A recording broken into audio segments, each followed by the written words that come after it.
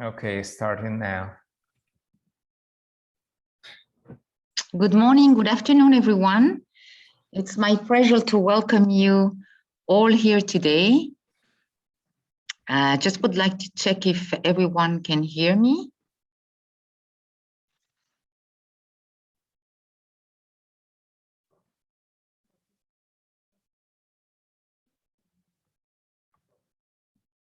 I can see a few participants. I'm really glad that a lot of people are joining today. And we'll wait a couple of minutes to allow the participant to join the Zoom meeting. I see 15 people, 16. So the number is slowly increasing.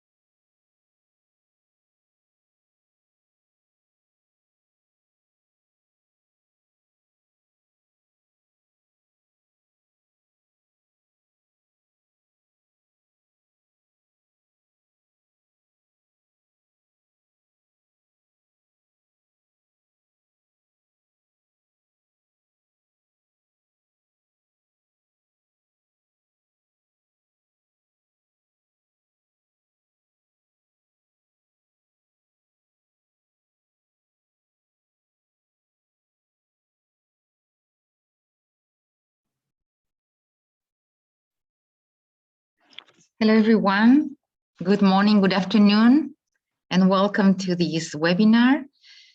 We're waiting for a couple of people to join, but we will start already the introduction so that we are not running out of time because we want to keep the timing.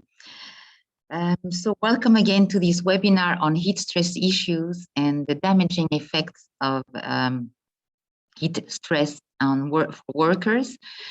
Today, we are glad to host this webinar in partnership with Isla Network.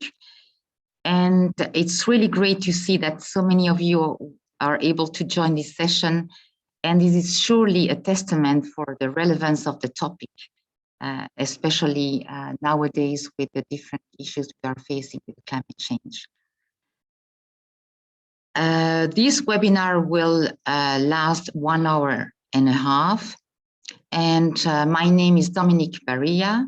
I'm Capacity Building Manager at Amfori, and I will be moderating this session today.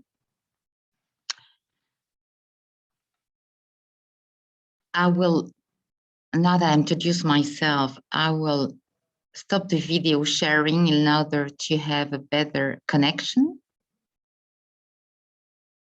And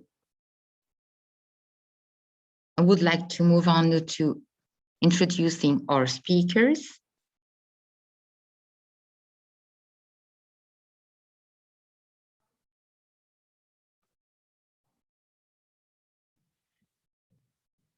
For our discussion today, we have a brilliant lineup of speakers. We are proud and thankful to have all of you today sharing your knowledge and expertise. And I'm very proud to introduce to you, first of all, Jason Glazer, CEO and founder of the Isla Network. His background is in film communication and epidemiology. Jason's objective is to drive research and policy that furthers the understanding and prevention of occupational heat stress and what we call CKD&T, chronic kidney disease of non-traditional causes. We have also today with us Sasha Monique Elvik, Sustainability Advisor at Vinmonopolet, one of our members, very active member located in Norway, and also part of the Nordic alcohol monopolies. Vinmonopolet is the sole retailer in the whole of Norway for products with 4.75% or more alcohol.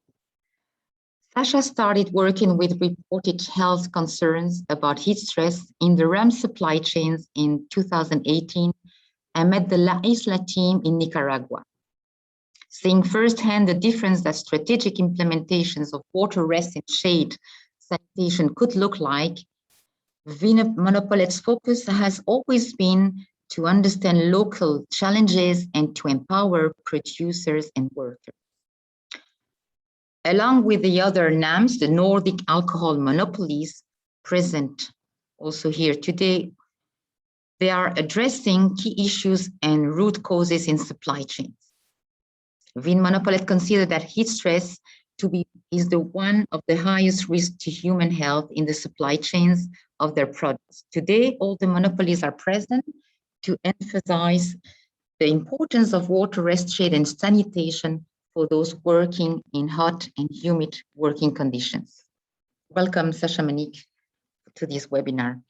And finally, we're very proud to have Caroline Legrand, my colleague from Research and Development at amfori. Caroline is the agricultural expert within amfori's Research and Innovation team. She oversees the development of the food program and contributes to adapt and innovate amfori services towards food and agricultural supply chain. About a quarter of us amfori's members source and retail food products and seek to strengthen their due diligence practices. Through BSCI, amfori offers strong tools to assess sustainable performance and areas for improvement, such as the water, rest, shade, and sanitation. Amfori members are equipped with an adequate system that identifies root cause and promotes the adoption of sustainable practices. Thank you for joining this webinar, Caroline. Before diving into the details of the discussion, let me quickly run through some of the housekeeping rules, including the technicalities for this webinar.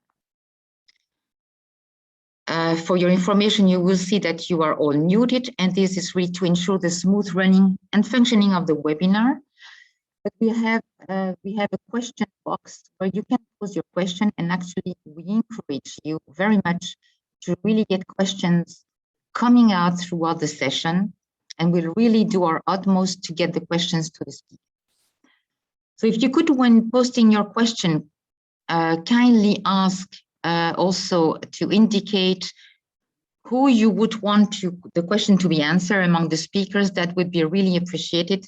In case we will be running out of time, we will compile a Q&A document with answers, and we will make sure that you send this document to the whole participant list as a follow-up to this event. Now we could take a close look at the agenda for today. After a short introduction on who is La Isla and Adelante system and the background of our partnership, we will start our panel discussion with Jason Glazer, providing us an overview of what La Isla has accomplished over the last 10 years, running projects in Central America and other locations. Then Sasha Monique will share the Vinmonopolet and the Nordic alcohol monopolies experience in implementing the water, rest, shade, and sanitation program since 2019. And they will also share what are the learnings, challenges, and opportunities that our members can expect while implementing this program.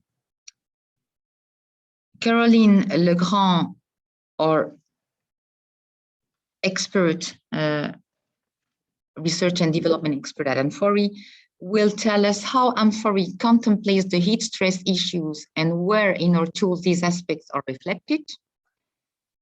She will guide us through our different audit types and how our methodology addresses those risks, the identification of the risk, and the role of the different audits towards water rest, sanitation, and shade.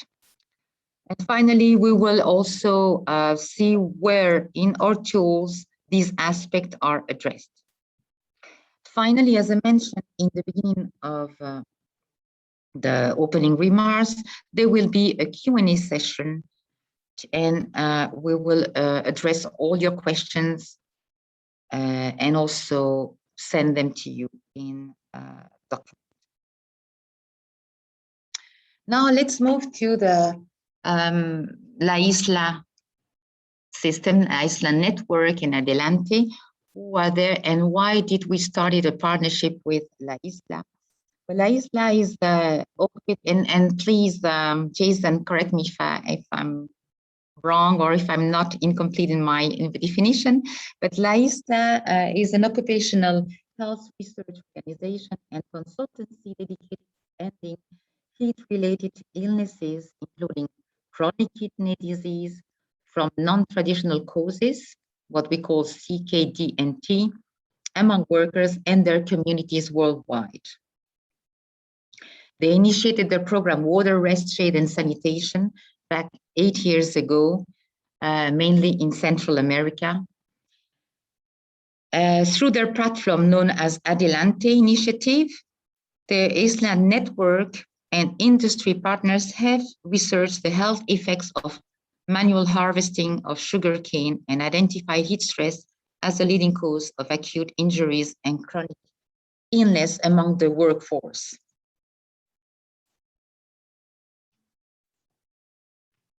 You can have here, you can see the website of La Isla if you want to have further information regarding the network. So La Isla Network is dedicated to ending the epidemic of chronic kidney disease of non-traditional causes through a collaborative, multidisciplinary approach. And why did we embark in a partnership with La Isla, and did we sign a MOU back in April 2021? We, after discussing with La Isla Network, the intervention and the connection by Vin Monopolette, we discovered that we have a lot of synergies and common goals in improving working conditions, standardizing research protocol as La Isla does, and supporting responsible transition to modernized industrial practices, and providing data-driven policy recommendation to address the heat stress issues. Hence, we decided to embark on the partnership and to join our forces through our tools and La Isla tools to provide our members with practical insight and support on how to address these issues that will, we think, come more and more upfront on the scene in the future. So who is targeted, who is addressed for those issues where all the sectors that are confronted with heat, stress issues, and basically anywhere where these issue of hot environment, heavy work, and inadequate labor protections occur. And now, this being said, I don't want to keep you longer for the introduction. I would like to now start the discussion and dive into the core topic of heat stress by handing over the floor to Jason to tell us about the system, the activities, the challenges, and what you accomplished over the past year with your research and projects in different areas. So I hand over to you, Jason, to give us a little bit more. Great, thank you, everyone. I'm going to just share my presentation. So I can share with you. Yeah. Great, I just want to say hello to everybody, and then I'm going to turn off the camera so we can focus on the presentation. But it's very nice to be here. Thanks for everybody for joining who has made it, and we will take it away from here. I'll try to get through it as quickly as possible so we can make sure we have time for questions at the end. So the real focus of the talk today is protecting workers from heat stress. And as you'll see, when we protect people from heat stress, we protect them from a lot of injuries in general. And then a really serious outcome, which is a deterioration of the kidney over time, which leads to stress on the person, on the household, and the community, and then whole health systems, of course. So we know it's hot. This has been quite the year of heat. In fact, we've had massive climate change events in the Pacific Northwest in the United States and Canada, where workers died in the fields way up north. And we've seen heat waves throughout the kind of traditional areas of the tropical zone. In fact, I believe it was the hottest summer recorded in the Northern Hemisphere. And we know it's getting hotter, right? And we're already seeing, entire systems like the Gulf Stream is starting to shift, the jet stream is starting to shift, and that's bringing higher heat to upper climes in many regions. So what is a problem already in the tropics is going to be, and already is, as we just saw this summer, a tropic in more temperate locales, like in the food producing areas of Italy and Spain and Greece along the Mediterranean, and certainly in the US South. And then as we've seen, you can get these heat bubbles even in the formerly very cool and temperate Pacific Northwest. So it's really important we act now. What industries are impacted by these high temperatures? Well, I mean, this is really about who's exposed to high heat, especially with outdoor work where you get the solar radiation and a heavy workload and really no respite from the sun and the environment. And then humidity plays a big role as well. But we'd be remiss to say that indoor workers can't be at risk as well. If an indoor textile mill or steel mill is poorly managed and poorly ventilated, they're going to have a lot of the similar problems that we're going to talk about today. So just keep that in the back of your mind when you're thinking about your supply chains and who you work with or your own organization.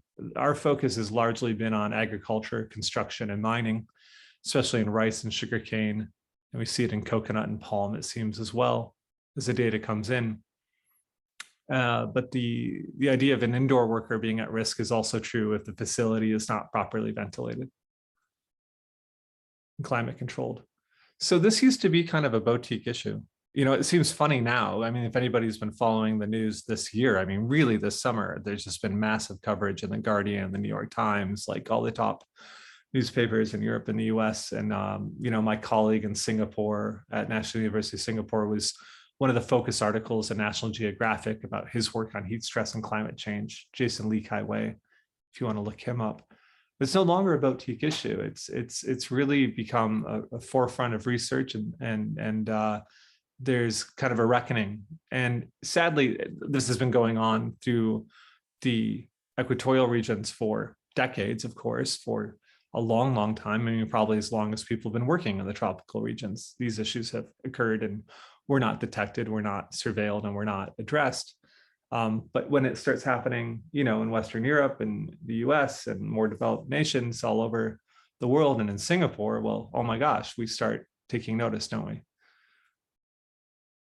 So what is heat stress? What am I talking about? Am I talking about us all going down to a beach in Costa Rica and then enjoying the surf and the cocktails and being in the heat? No, it's an interaction really of environmental temperature and workload. And then Ernesto, if you want to take it away with the first video, that would be great.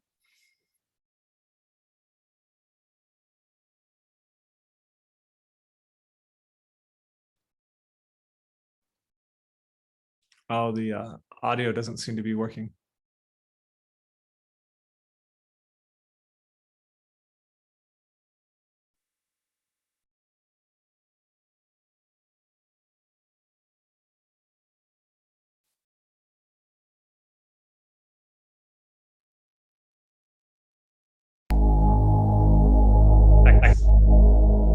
working person is a special person.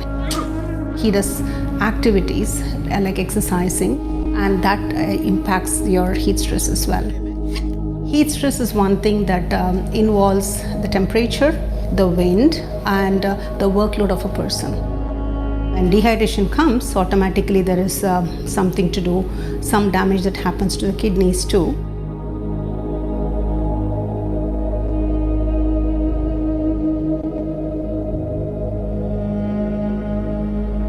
If you see the figures of the prevalence of how many people are sick of kidney disease, it's outrageous. Certain communities in Nicaragua, but also in El Salvador, at about men, chronic kidney disease is what kills them. Tenemos alrededor de 40, 50 pacientes mensuales, o sea, un promedio de 2 o 3 diarios que vienen a la unidad de emergencia a buscar tratamiento de diálisis.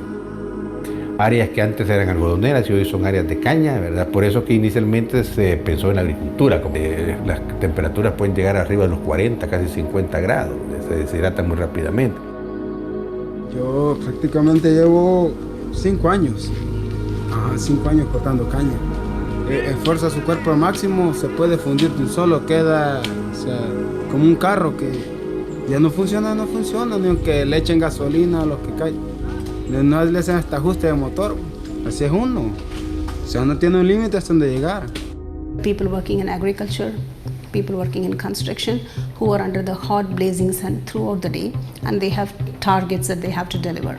So they have to continue working. If a person has CKD, that person is affected, and the family is affected. And if you widen the scope, the community is affected. There may be many more people affected that we don't know about in countries where there have been no studies yet. It's research that is on the front line. It has not been done before. For us, having this collaborative network is definitely beneficial for the research.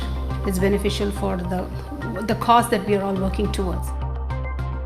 Para que nosotros sigamos adelante y viendo que la vida no solamente es matar, sino que es saberse controlar su cuerpo también.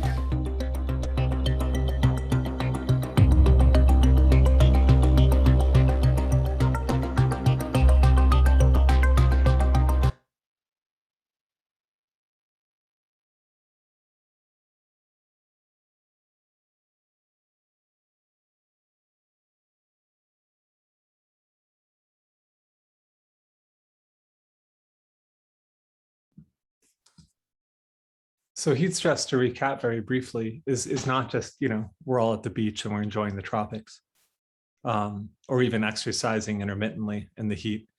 That can happen intermittently, but this is about people, what we're really talking about today, that are out there 6 to 7 days a week, working at a very heavy workload. Like a sugarcane cutter is moving in Mesoamerica 6 to 9 tons of sugarcane a day. That's how much they're cutting and stacking. And they'll do that anywhere between 6 and 12 hours, depending on how the work is organized. This is extremely demanding work. And as your body gets hot, it's trying to get that heat out into the environment and cool off. And, that's why your blood goes to your skin. And that's part of why, when you can't get rid of the heat, why your blood is going to your skin and not to your extremities. It can cause organ damage because it's hypoxia. Basically, there's a lack of oxygen getting to the organs because the blood is trying to carry the heat from the organs in the body. And then when it's hot outside, it just can't happen.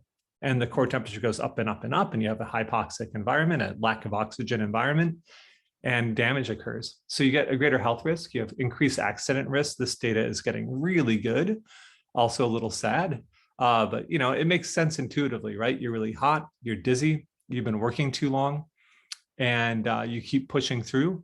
And then you cut yourself, you fall, you take a tumble off a ladder, you step out in front of a truck at the mill. Like, these things definitely happen. And of course, reduced productivity is a huge problem as well. It's actually not in anyone's interest to force people to work like this. Now, the problem with human beings, especially if we're paid by piece rate, is that an animal in such conditions will just seek out respite. They will seek out shade, they will seek out water. Chimps, which are aquaphobic, meaning they don't like water, generally in most environments. There's troops of chimps that live in the savannah where it's quite dry and hot, and they've adapted their behavior like what people thought was evolutionarily impossible.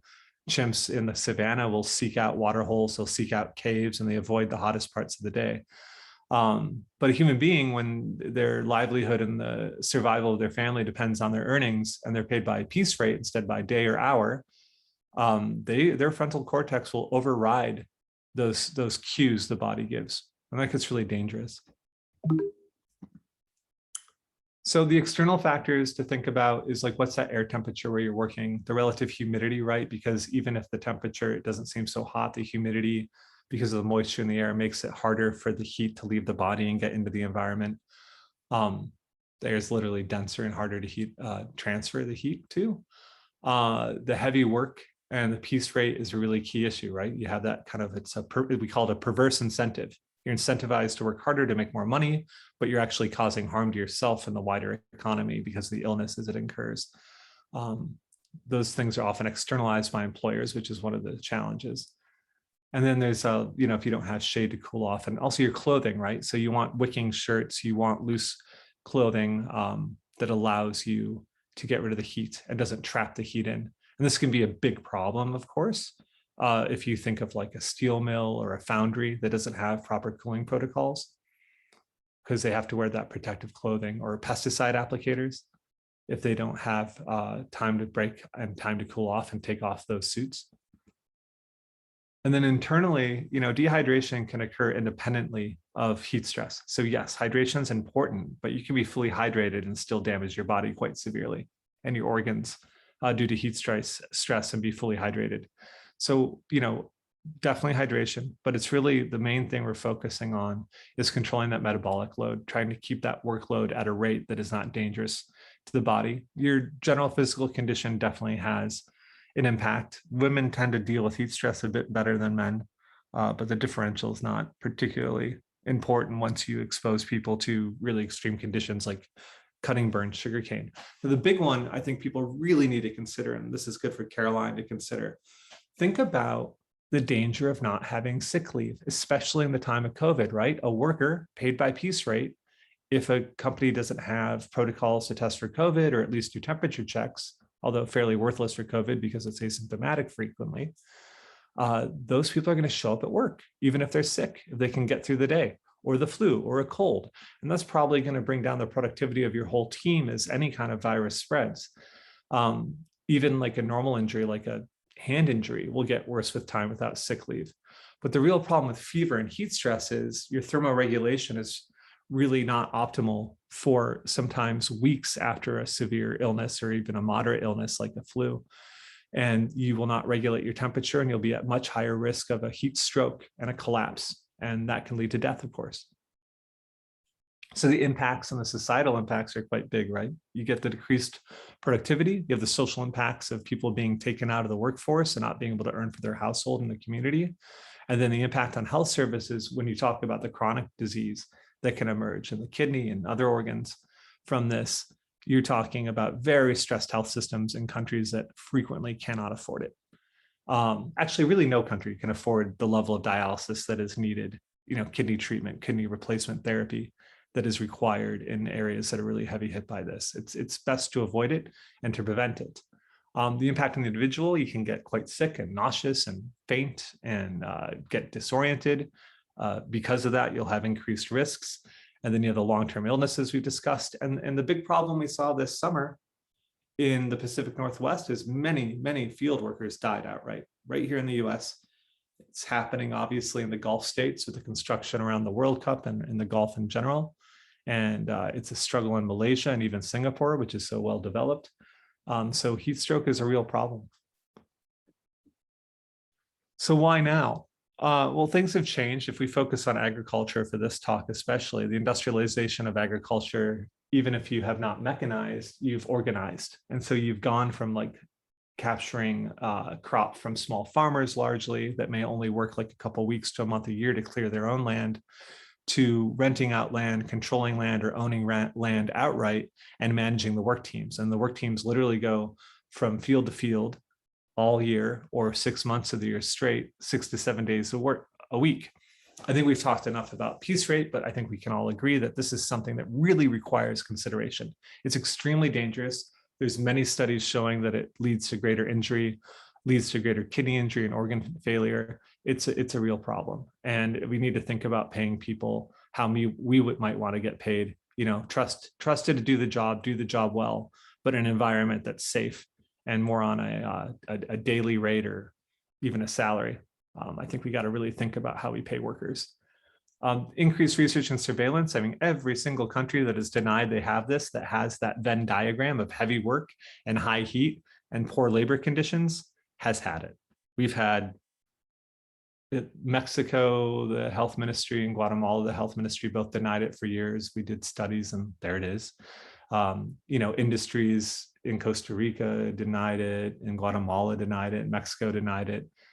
Sasha and I were in a couple of very uncomfortable conversations with people at conferences. And then of course they have it. When you do the research, there it is. Of course it is. There's nothing particularly special about any of us anywhere. Any human being exposed to these conditions will have poor outcomes over time. It's just a matter of time. And the warming climate, things are getting worse. It's more extreme and the environmental temperature goes up. That core temperature cannot get out into the environment. So when we think about intensity, you know, like if you look at sugarcane, which is a really important crop to look at, and keeping in mind the data we have here, you're looking at the maximal heart rate. This is a mill where we looked at 4 different work categories, and your heaviest workloads were the cutters, and then you have irrigators that were lower. But the thing to remember here when we see this data, this is a mill that had an intervention. So just having an intervention is not enough, as you'll see. So this is better than it normally is, but it still was not sufficient. And it's not just about the average work intensity, it's how much of the day do you stay at that maximal heart rate. And you can see the cane cutters, the guys that cut the green seed, the guys that cut the burn cane. It's not just that they're working hard overall, it's they have these really intense bursts, and that's enough to push you over the edge. Next video.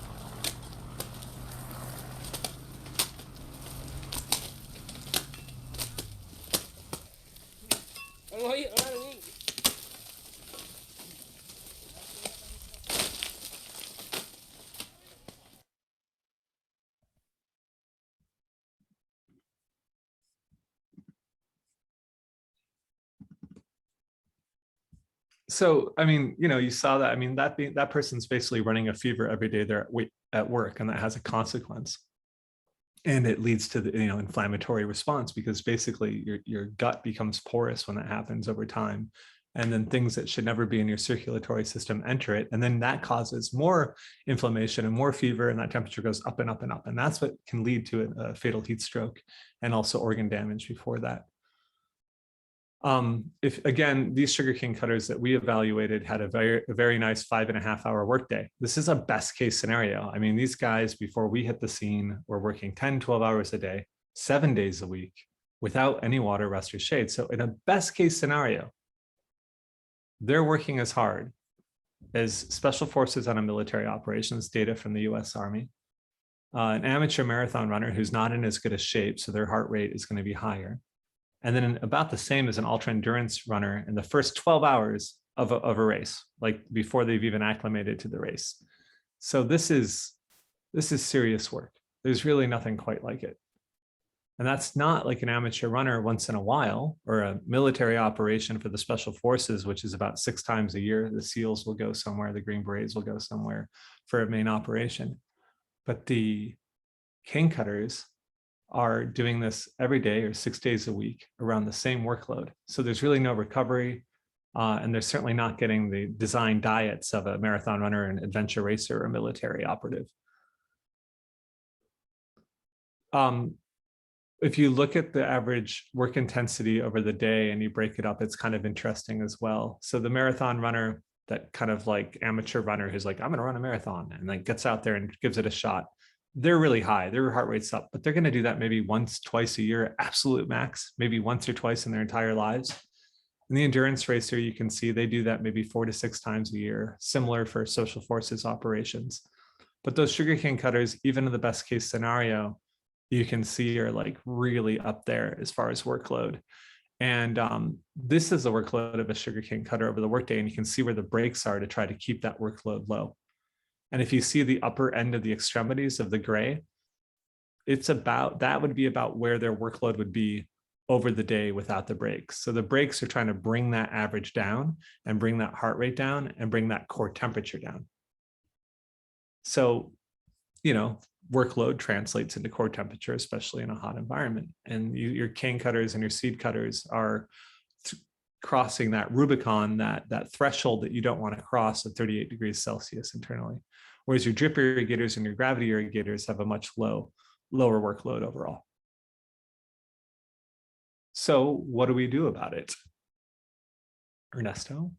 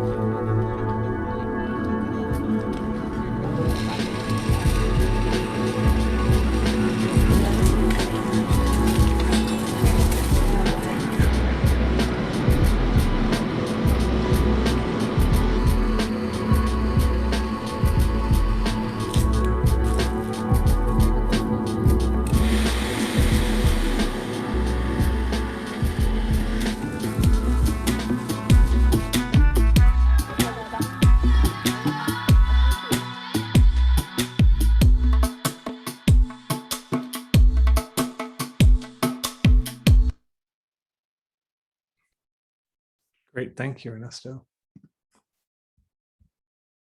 Oh no, technical difficulties. We're back. Okay. So the Adelante Initiative is really about a partnership. So you got the research team at Isla Network, represented by local researchers all over the world in areas that are affected. But right now we're really focused in Mesoamerica.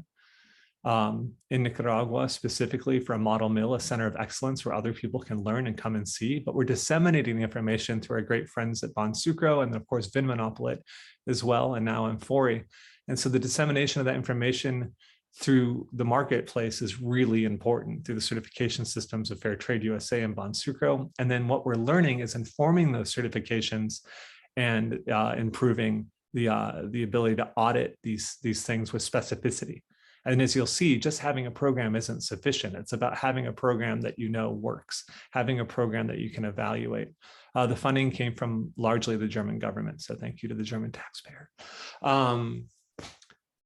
I think that the other important thing for those of you who are more academically inclined is, you know, we really hit the conference scene pretty heavily. So I did like the International Society of Exposure and Environmental Epidemiology. I do ICO.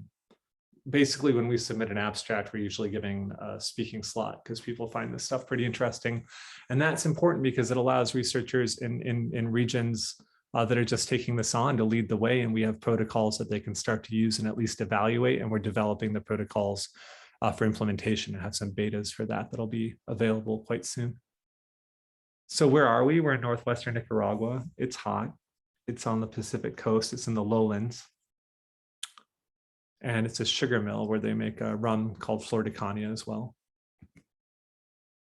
And so we've developed this water, rest, and shade. And like I said, water, rest, and shade seems really easy, right? But if it's an industry that hasn't been prioritizing occupational safety and health, implementation is really a challenge. And we saw that over the years.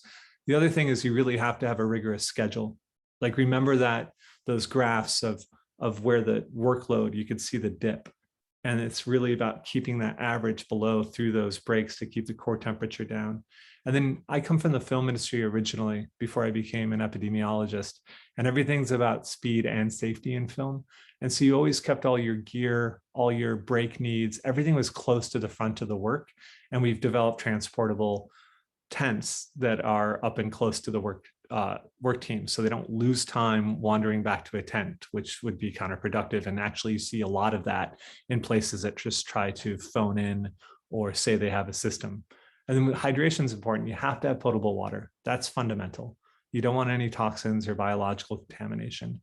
And then for places that can afford it, we recommend a hydration drink like a Gatorade or a Lucozade type situation.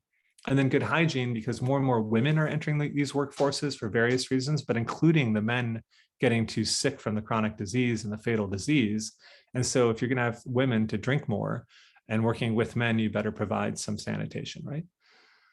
And so what we've done basically is realize that quite early in the day, because the workload is so heavy, the core temperature goes shooting up. And then the environmental temperature really doesn't get hot until later. So early on, people thought, oh, well, we should just have breaks, later in the day. But you have to start quite early, and you base it along the workload. So the burn and seed cake cutters have a much heavier workload, and they have longer and more frequent breaks. And then you can see over time and reiteration how that developed. Like in the harvest one, we used to think, oh, it doesn't get hot till 9 a.m., so we'll start the breaks then. But over time, we've shown that if you start the breaks earlier, you eliminate the kidney injury and the disease more and more in the workforce. And so it's really about the quality of implementation as well, right? So in the first year, when we just observed, there was just massive kidney injury still. And everybody focused on those burn cane cutters because, wow, 27% having kidney injury, this is a problem. So we focused really on those burn cane cutters, and the seed cutters kind of got ignored, frankly. And that was an organizational problem. And so we brought it way down with no real differences in implementation with those burn cane cutters. But the seed cutters, because they weren't really the focus, there was just wildly different implementation between the supervisors for each team. So I did an analysis on implementation, and it was pretty remarkable. So the team that had good implementation, really solid, really committed, almost eliminated the issue. And it was really right down the line. 21% in the worst implementation. So having a program with a good design, we've almost licked this thing, right, design-wise. But until you nail the implementation, you're still going to have really unacceptable risk. And we talked about this, why those breaks start so early in the day, right? If you look to the right, that environmental temperature doesn't really get hot until about 9 or 10 in the day on the average day. And it can start earlier on the worst days and a little bit later in the better days, and that's your range. But the real issue is we saw by 6, 7 a.m. people's core temperature, when it's still quite cool outside, because the work is so hard for those burn cane cutters, is already cresting above that issue, above that problematic temperature.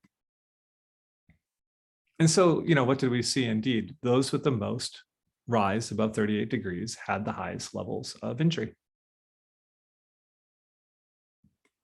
And so what do? We've got to increase breaks, increase access to hydration, and get those breaks started earlier in the day. Now, the good news is it hasn't affected productivity. It's actually gone up a bit.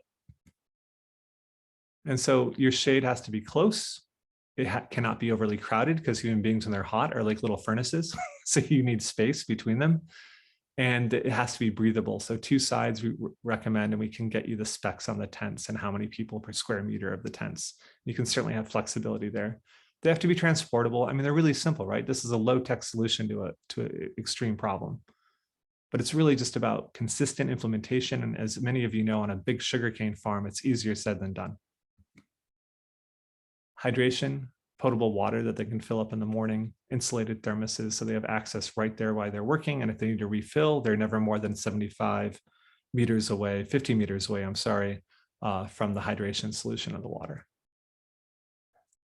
And we can send this to you, but these are recommendations on the workload category and the heat and how much water, but you basically don't want to overhydrate. I would recommend no more than 1 liter per hour and about 250 milliliters of an electrolyte solution. That's even the heaviest work. Overhydration can be quite dangerous as well. Keep those materials close, keep them accessible. And that sometimes requires a supervisory team.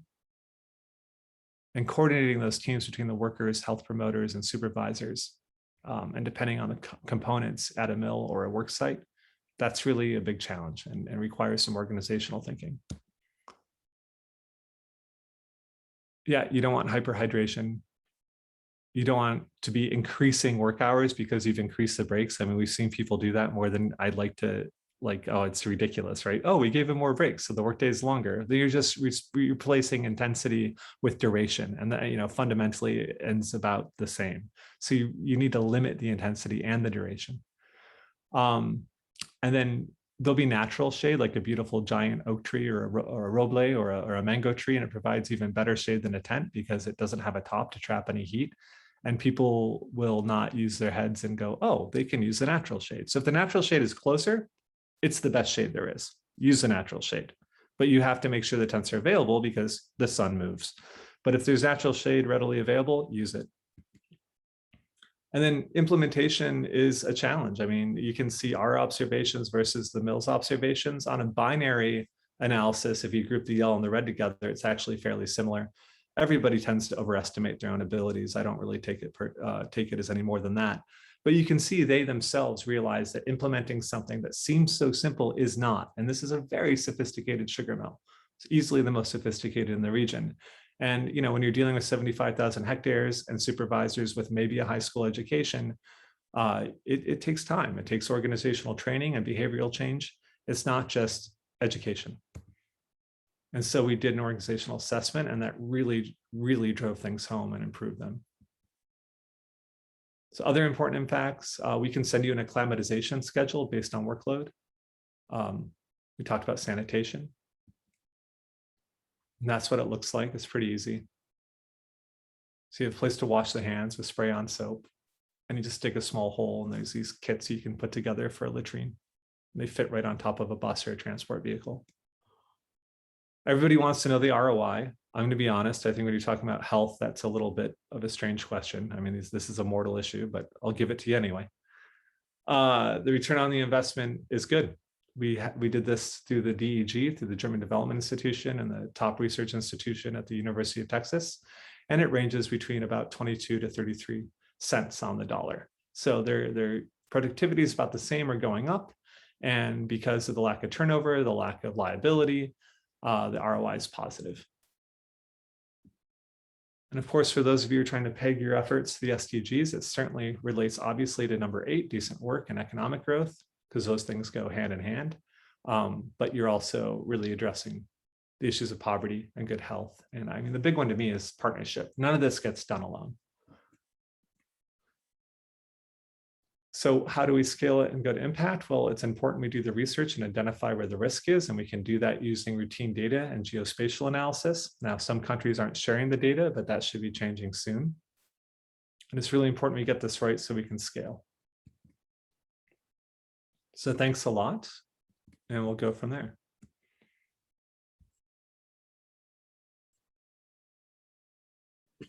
Thank you, Jason. Thanks a lot for sharing these inspiring actions, and we can see that it's this topic is quite broad, and it covers not only heat stress, but touches upon decent working hours, health and safety, how to assess also the seasonality of the work. And your research was quite interesting, and we can see that with small actions, we can actually have a big impact on the health of the workers. Thanks a lot. Before moving on to the next intervention by Sasha Monique, we'd like to ask you to submit, to answer a few questions in a poll that you see in your screen regarding your knowledge on water restraint and sanitation and heat stress. And also if you found these topic as relevant in your monitoring and supply chain risk assessment. So give you a few minutes just to complete the poll and then to submit, and then we move on to Sasha Monique's sharing our experience. I think everybody. Yeah.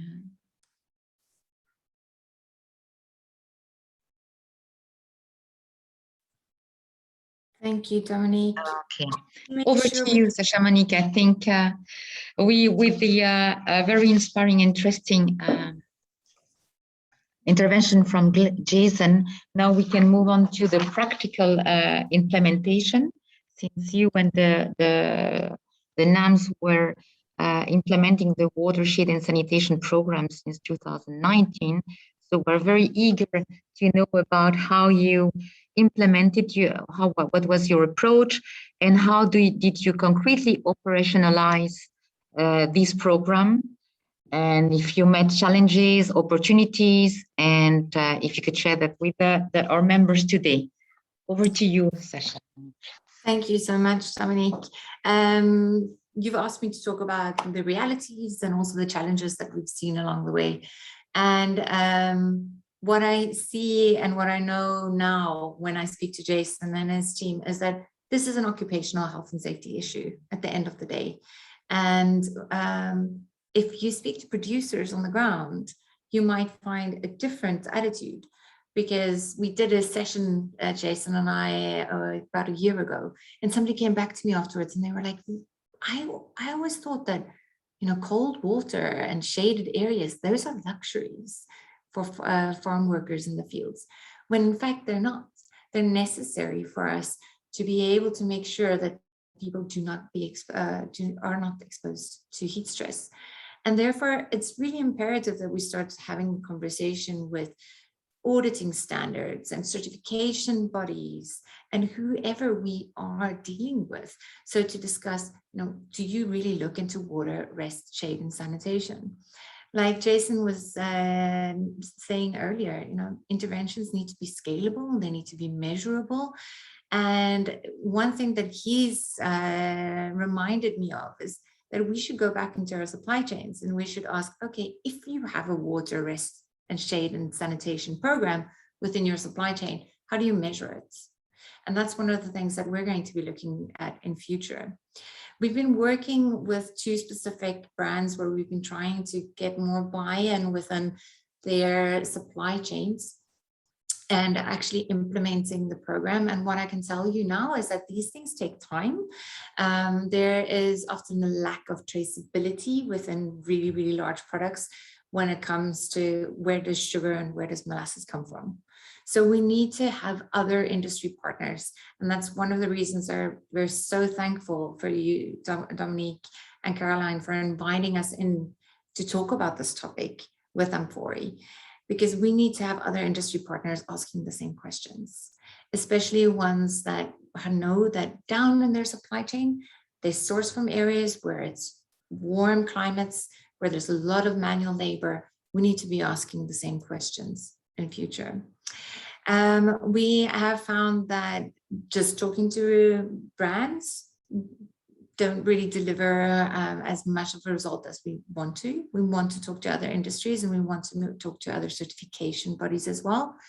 Bonsucro has been key, like Jason mentioned earlier, and actually adding on to their certification, this focus on water, rest, shade, and sanitation. And then we've also been working with the other Nordic monopolies in creating more awareness about this. So both Alko, who's present here today, and Systembolaget, along with the monopoly in Iceland, have signed a document for the more responsible sourcing of rum. And one of the areas that we're jointly looking into is this water, rest, shade, and sanitation area. And it's been great to work with them. And Jason, you can maybe pop on the line here quickly and tell me whether or not you think that these types of statements and working with certification bodies actually help you in getting the message across within industries. Well, I mean, it's an evolution, right? When I joined Bonsucro, gosh, I mean, I feel old when I say this, like in 2013, I want to say it was the first meeting. And to their credit, they threw me right up on a panel with like Syngenta and like a big sugar mill and, you know, put it out there.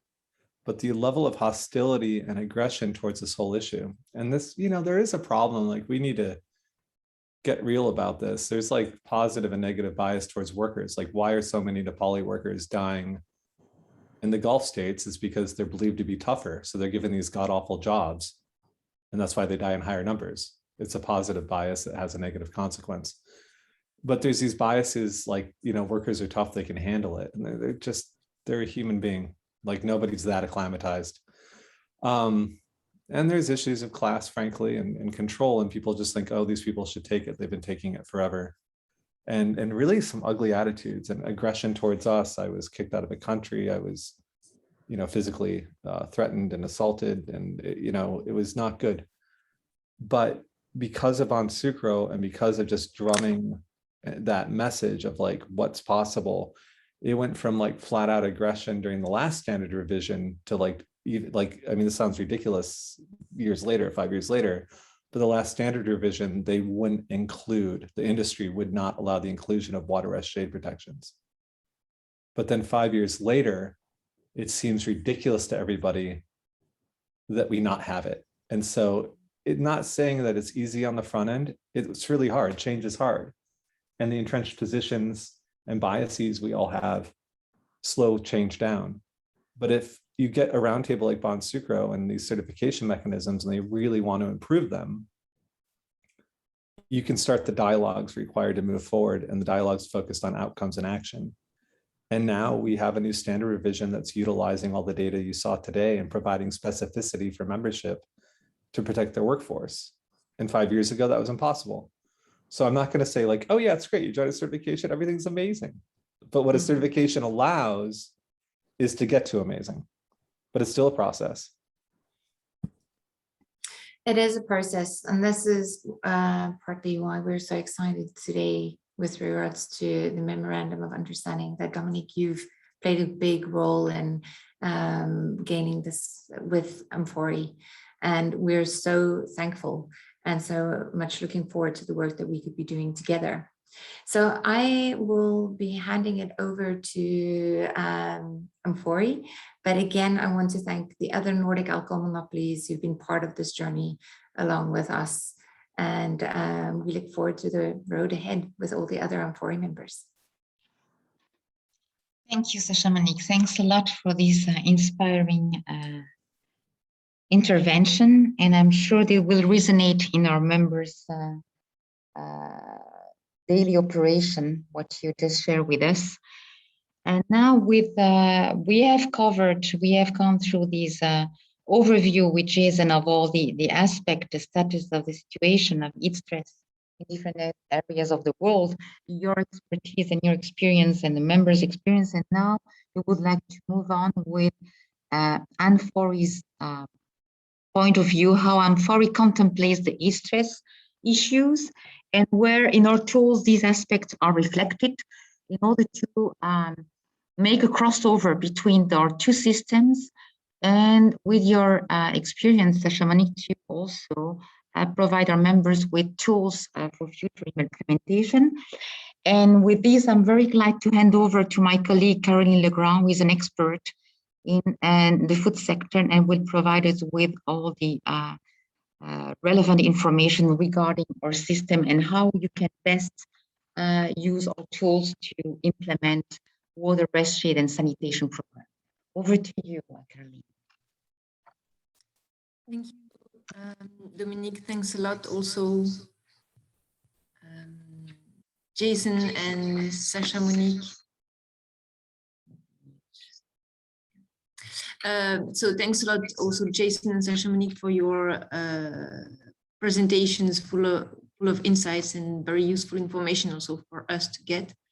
Thank you for giving me the opportunity to present what we do at amfori and how the BSCI system has actually the potential to participate in the solution. So first, very briefly, what is BSCI? BSCI is a tool that we developed at amfori to support human rights due diligence in global supply chains. So we aim at setting up the human rights due diligence principles that businesses and enterprises strive to implement in their global supply chains.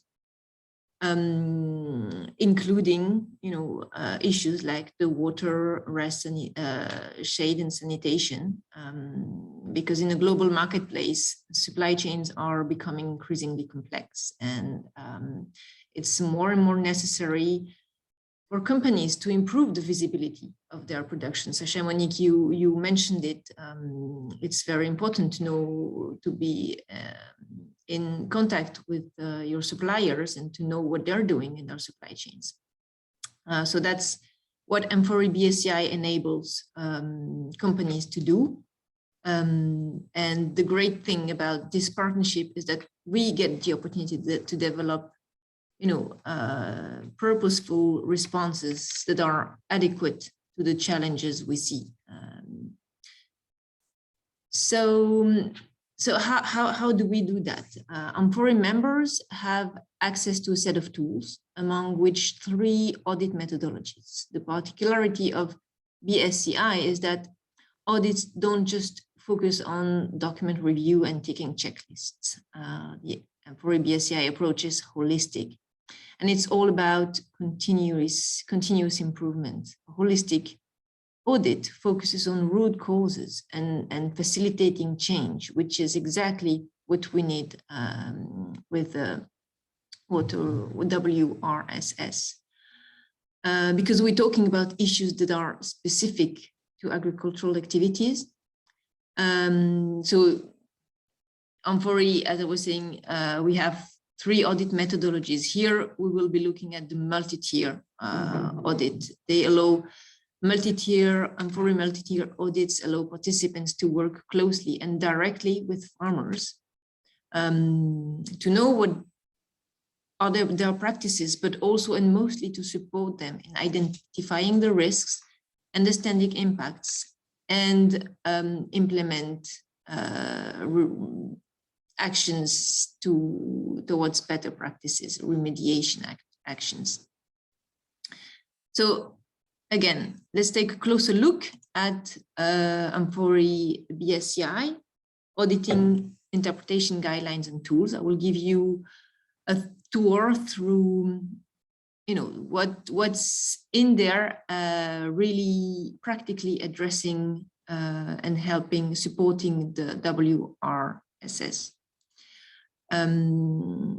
So the presentation my presentation will look at the role of an audit towards improving WRSS, how to use BSCI farm audit specifically to address WRSS, and what are the good practices to trigger WRSS improvements through audit activities. So the audit has to be seen as one component of a due diligence strategy. It should be complemented by additional tools and channels, including, data and research like Jason mentioned, and the functional grievance mechanism. Audit is actually a picture of performance given at a moment in time to make sure that we can have a dynamic picture. Additional pieces of information and data need to be collected and analyzed through other tools that are available to our industry.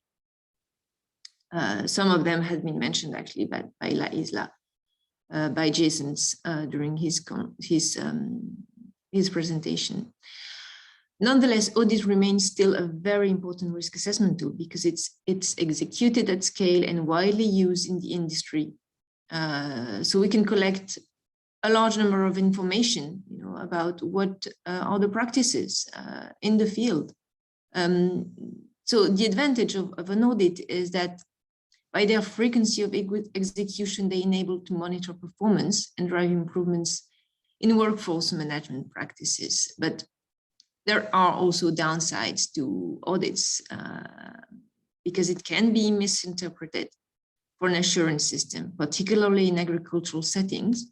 We need to make sure that auditing is used in a positive and inclusive way with farmers, not creating an additional burden, but a tool to support their business to thrive.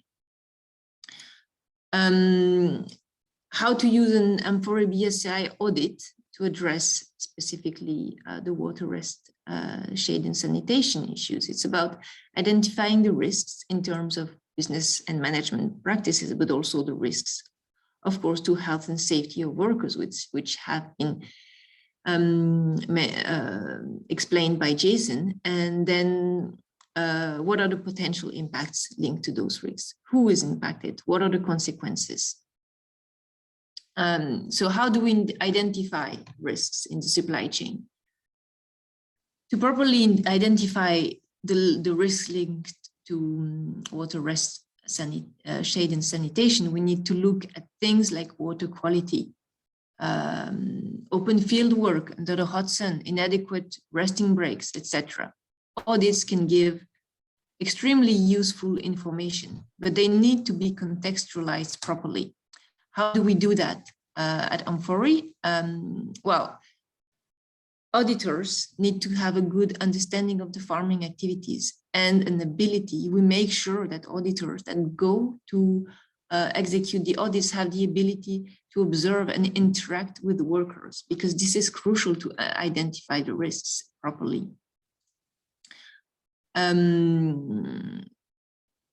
So risk identification is done within the amfori BSCI system according to a triangulation technique, which includes gathering data on production and employment and remuneration and working hours, as well as visual observation and assessing, performance on site in the field. In a BSCI audit, all performance areas complement each other. So the BSCI system is made out of 13 performance areas. Here we will look specifically at performance area 1, social management system, because this one is really overarching all other areas. If there is no good social management system, then it means that there is a gap in social practices. We will look also, of course, at decent working hours and organizational health and safety, but also, like Jason mentioned earlier, we can look at performance area 5, fair remuneration, including social benefits like sick leave. Because the importance of remuneration, especially when the working conditions are intrinsically difficult, like for sugarcane cutters, is very, very important. And the possibility, like you mentioned, Jason, for workers to take paid sick leave to allow their body to rest and recover is also very, very important for long-term productivity. So let's take a closer look at what's in the BSCI interpretation guidelines behind each performance area. So when it comes to addressing issues linked to access to water, BSCI identifies access to potable water as extremely important. It's a crucial question 7.20 in the BSCI interpretation guidelines is a crucial question. Is there satisfactory evidence that the auditee provides workers with potable water at all time? And it comes with clear guidelines for investigating and identifying business practices that would require attention. Now, I'm just going to add a quick note here to say that some of these questions and guidelines are not to be found in the current system, but thanks to collaborations such as this ones, we are going to integrate this in the system revision. So it is going to be clearly mentioned in the next version of BSCI that workers have access to clean and cold potable water at all times, not only during breaks. And this is especially important considering COVID measures. COVID measures, require that not too many workers are gathered at the same time in the same place. So they might be taken away some opportunities to get to clean water, to clean and cold potable water at all times. This is especially important now. Always keep an eye also on possible discrimination. Discrimination is addressed in another performance area in the BSCI system, but it's for the auditor to know where discrimination can happen, and this is clearly a possibility where some workers may not be allowed to get water because of whatever intrinsic reason. So the BSCI system takes the context into account. Also, this is especially important when we're looking at work that is happening under dry or hot weather conditions.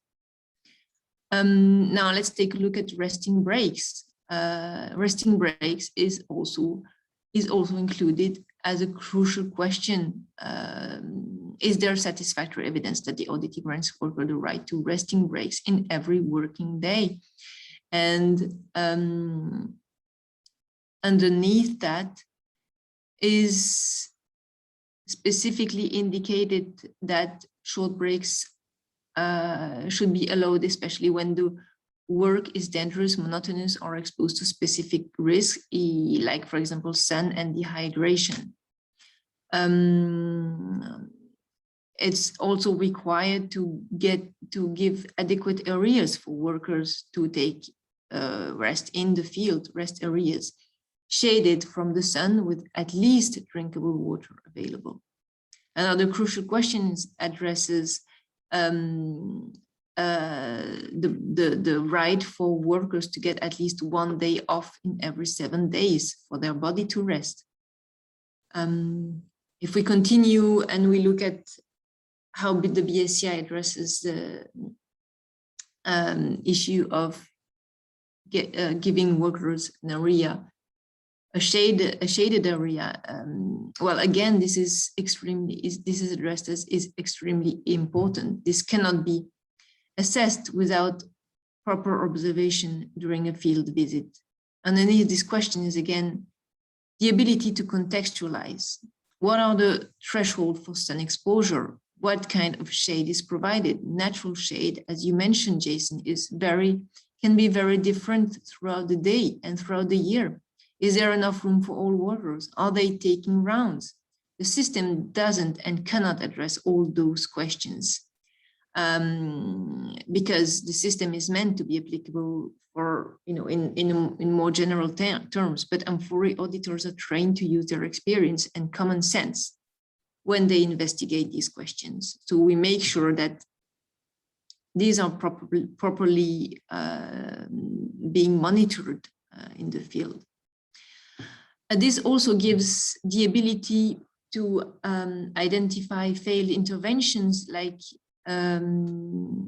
Jason mentioned in his presentation. So, maybe there is access to water, but it may be too much water. Yes, there are breaks, but is it leading to increased working hours? Yes, there is shade is provided, but does it mean that workers cannot get to natural shade, access to natural shade? So this is also why an audit requires really good contextualization and really good knowledge coming from the auditor. Now we can think of other areas for attentions, for example, which can be, protective equipment. Are they adequate to the environmental conditions, etc.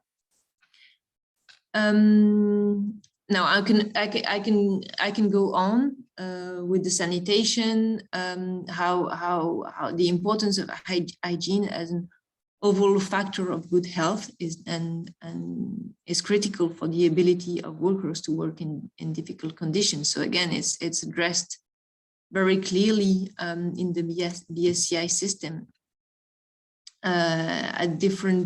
through different questions question 7.22, is there satisfactory evidence that the auditee provides workers with clean washing facilities, changing rooms, and toilets?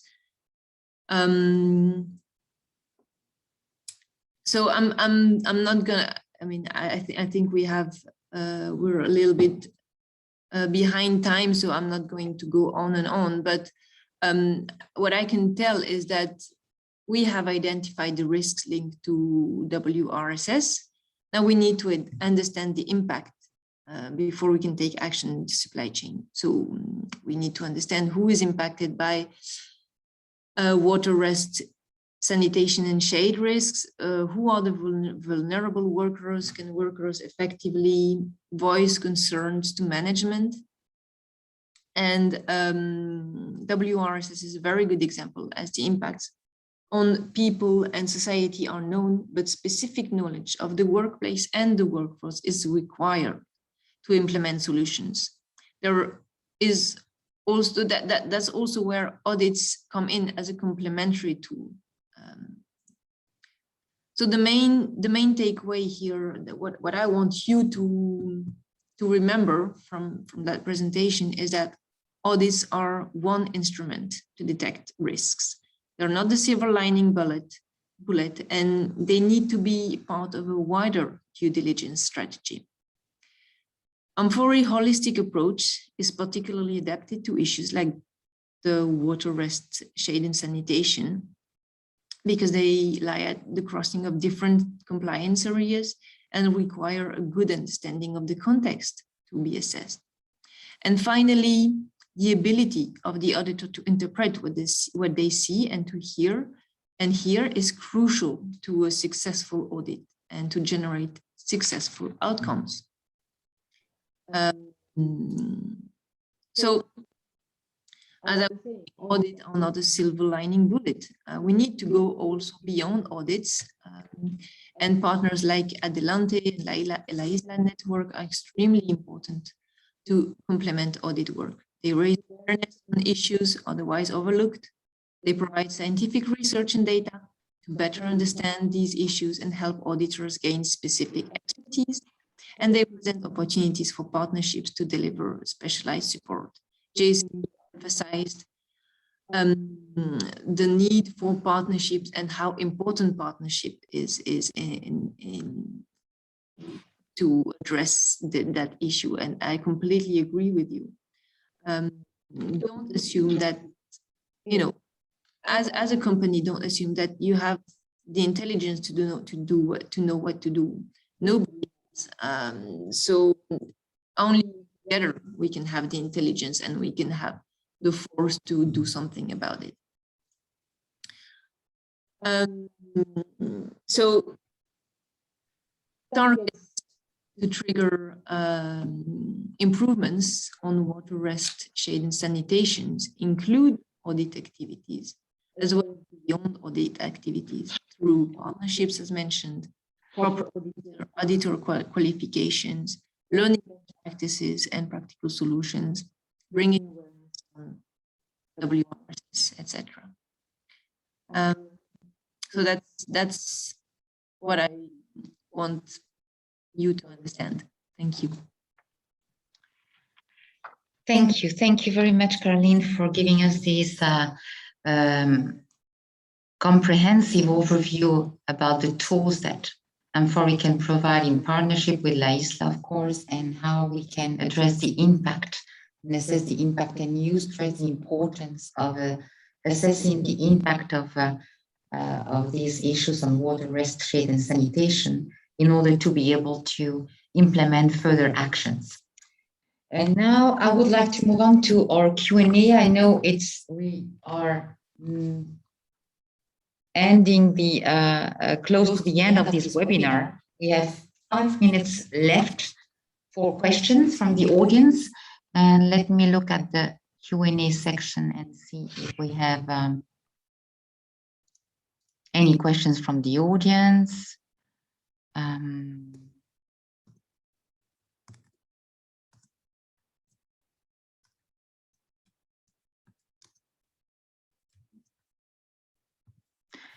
There is one here. could water rescue and sanitation research findings be included in auditor training? Maybe this question for you, Caroline. Yes, absolutely, Sasha Monique. This is something that I can look into with our main BSCI auditor, especially when working on the agricultural auditor training. So as I was saying, this is very valuable insights that we need to take into account when that auditors need to take into account when they go out in the field.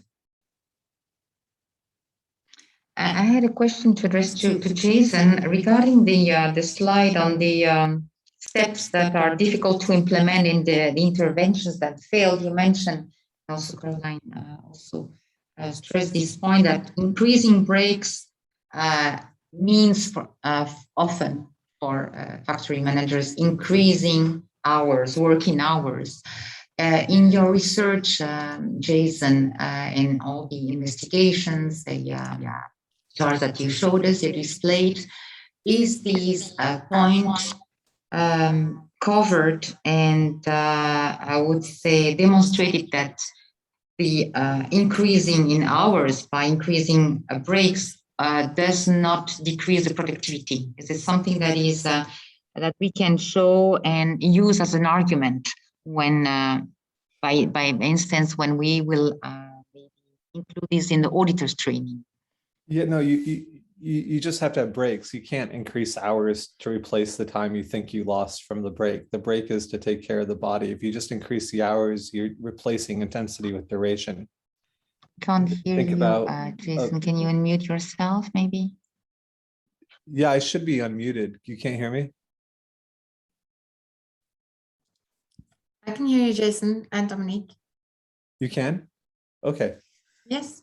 Okay, good. Yeah. So yeah, no, the breaks have to be independent of extending hours. Like you can't extend hours to replace the time you think you've lost during a break. That just replaces the intensity of the work with duration of the work, and duration with a lower intensity can still be problematic.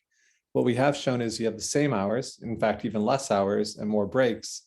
There's a threshold, I'm sure, where you cross over into lower productivity, but right now we're able to protect health and maintain productivity or increase it. So I would really recommend just following the guidance and analyzing your own data at your work sites. But the main thing has to be is to control the core temperature and also limit the duration of exposure over the day. Okay. Well, thank you. Thank you very much, Jason. I don't know if we have questions from the audience. Let me check in the chat box.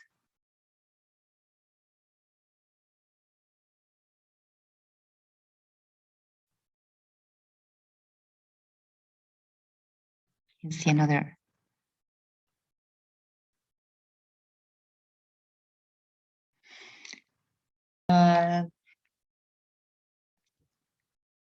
Whom should we contact? Well, you can contact, maybe it's a good point, Jason. For more information we'll send you your website, coordination, Isla Network.org, and amfori, either Caroline or myself, for further information on the tools related to for BSCI.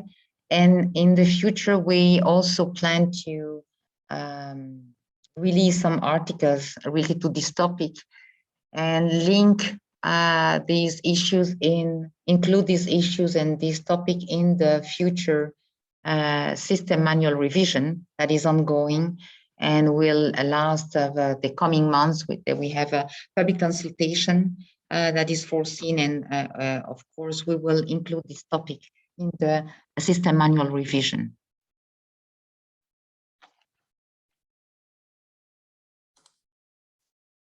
Thank you so much, Dominique. As a member of amfori, I just want to say that it's a great privilege to feel heard about areas that we know are at risk in our supply chain. That means that amfori is really there for us as members and listens to what we experience and what areas we believe we should be focusing on.